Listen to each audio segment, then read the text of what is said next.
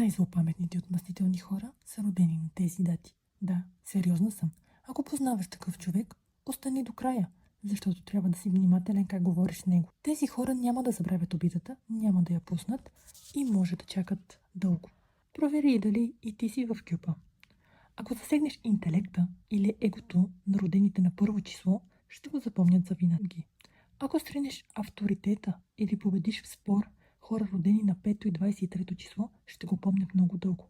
Ако третираш несправедливо хора родени на 8 или 26 число, ще таят и ще върнат. Ако поставиш под съмнение силата на хората родени на 11 или 29 число, ще чакат своя момент за отмъщение.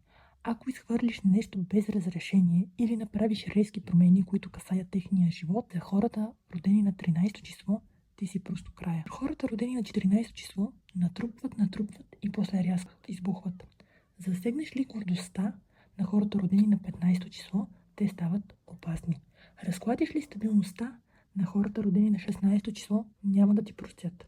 Предадеш ли тайна за хората родени на 18 число, те ще го запомнят за винаги и със сигурност ще си в черния ми списък.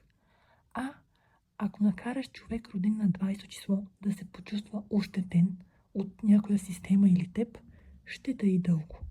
И да, тези хора най-вероятно дори това видео ще запомнят. Разбира се, нашата същност е много по-сложна от това, на коя дата сме родени. Системата, която може да ти разкрие пълният ти потенциал, тъмните и хубавите ти страни, се нарича матрица на съдбата.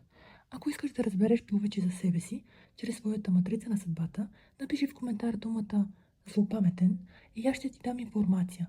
Не забравяй, че можеш да изчислиш матрицата си безплатно на моя сайт.